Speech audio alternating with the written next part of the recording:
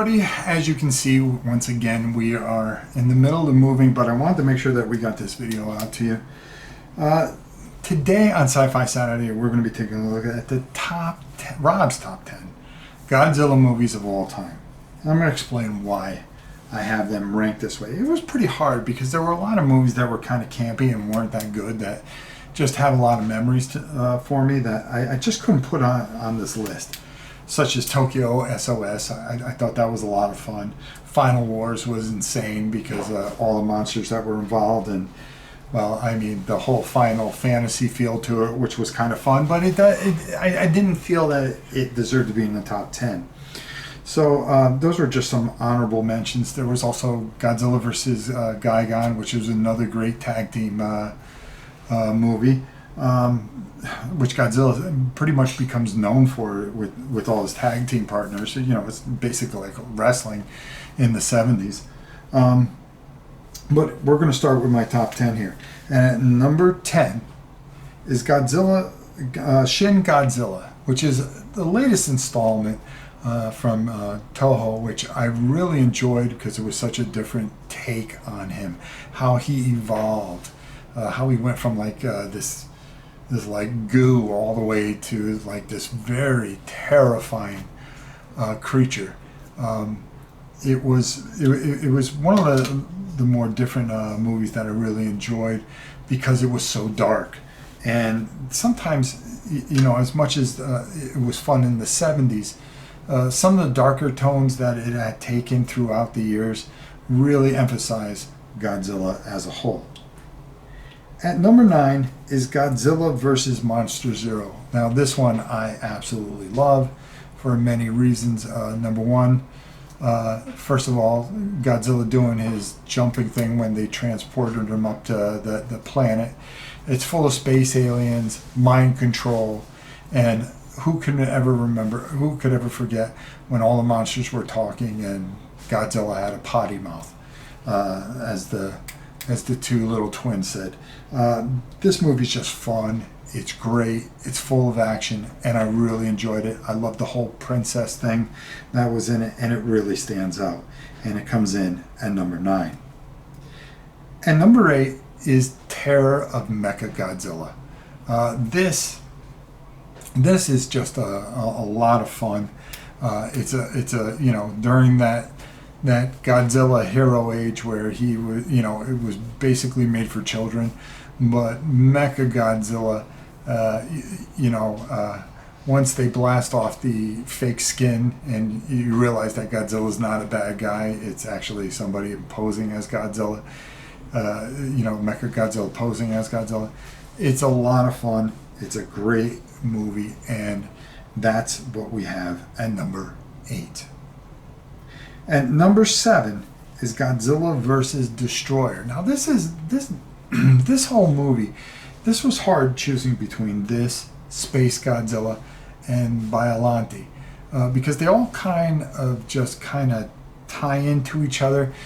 Parts of Godzilla going out into space, and each movie kind of, you know, from the very first one, Biollante with which was, he was fighting a basic kind of plant monster, which parts of him dissipated and created all this bedlam from all this. But this was the kind of the part of the trilogy that really counted, and this is the one where Godzilla goes nuclear, where it's just absolutely iconic. And of course, baby Godzilla now becomes Godzilla Reborn. Just a fun, great movie at number 7, Godzilla vs. Destroyer. At number 6, this one would be a lot higher if they didn't job Godzilla out at the end of the movie. It's the original King Kong vs. Godzilla. Now, Godzilla beats the living junk out of King Kong, and then all of a sudden a thunderstorm comes and revives him, and you know, they just kind of fit in there. King Kong loves electricity. And it kind of ruined everything for him. Personally, Godzilla's stronger and better than King Kong. The second one they finally did right with King Kong versus Godzilla, but ultimately he's the king of monsters for a reason, and that's why this is at number 6. Number 5, Godzilla versus Mothra, or The Thing, as it was told back in the day. Really, really, a really good movie. This is still during the time where Godzilla's kind of a heel, and how he's going after the egg and stuff like that. And the original Mothra, who was getting old, fights him and dies. It's just a really great story. And then the twin Mothras come out. We get introduced to the twins here, which are iconic in Godzilla and Toho movies. And this is just, all in all, just a really great movie. Action all the way through. Your typical Japanese bad guys and good guys and cops and all these other storylines that go on through it. But ultimately, just a really, really fun movie. At number 4, it's Godzilla versus Megalon. This is the ultimate tag team movie. It's Megalon and Gigan versus Godzilla and, well, basically Ultraman, but we know him as Jet Jaguar. The handshakes, the high fives, when one's getting beat down, how they the other one comes in for the hot tag and takes over and just starts throwing a beating. Megalon with all his powers, throwing grenades out of his mouth, which are just cool. Just a fun, great tag team. The movie's great. It's fun. It's cheesy. It deserves to be at number 4. Number 3 is a darker tone movie, but this one is Godzilla 1984 or 1985 if you get the American version. There was some time delay before getting it here, so they called it 95 here. This is a hard movie to get a hold of, and it's one of the ones that I really like because it reboots everything after the superhero Godzilla.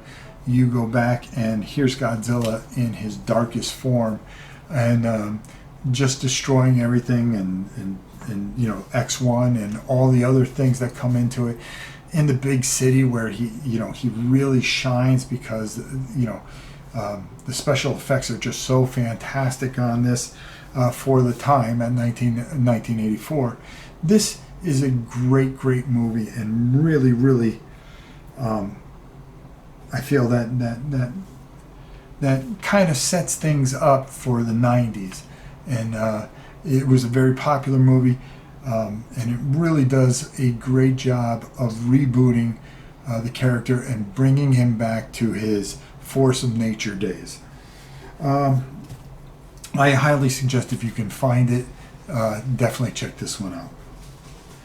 And number 2 is the all-out battle royal, and that's Destroy All Monsters. Now, as a kid, this was a very special movie because everybody was in it. Monster Island, space aliens, again, mind control, New York getting destroyed by different creatures, and you got to see all the different kaiju from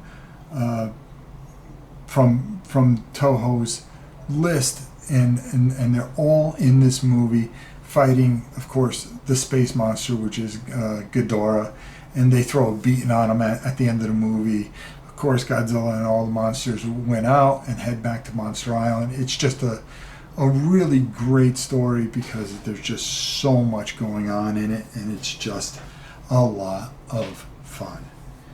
And number 1, I mean, there's only one movie that could be number 1, and that is the original Japanese version, not the American version that came in 1956, but the 1954 version, which was considered a political movie more than anything else. And you have to get the Japanese uncut version to really appreciate the origin of Godzilla and how he came about, how he was considered a force of nature, which plays out later in the 80s and the 90s, and not during the 70s where it's basically superhero time. But as Godzilla evolved, they keep on going back to this original movie with Serizawa and how Godzilla is part of nature that was created. Even in the newer movies, they really do homage to the original movie, which was very dark, very like I said, political, and it really talked about the nuclear age and how we need to develop as people. And if we don't, we will end up with our own Godzillas.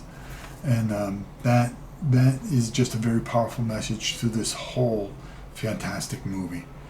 Even the Oxygen Destroyer having a weapon of mass destruction, eventually you want to use it for good, but eventually politicians get a hold of it and will use it for evil. And that's why he took it with him to his grave, unleashing it on Godzilla, which is fantastic because it plays so much into the future movies.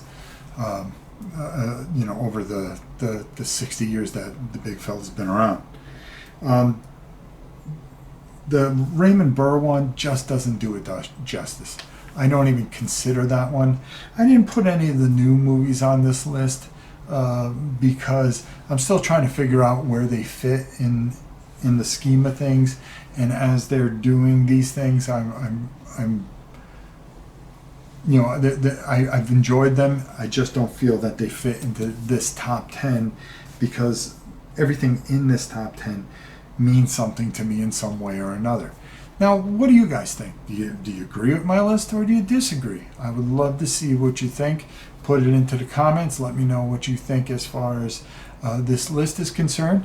And we'll be back in 3 weeks with another Sci-Fi Saturday.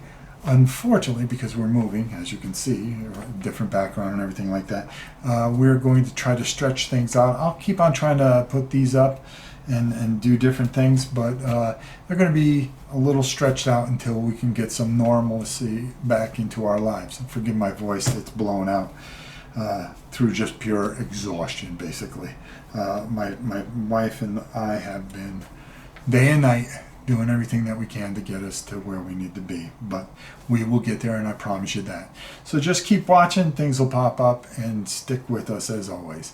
And until next time, it's your old pal Rob. We'll see you soon, everybody.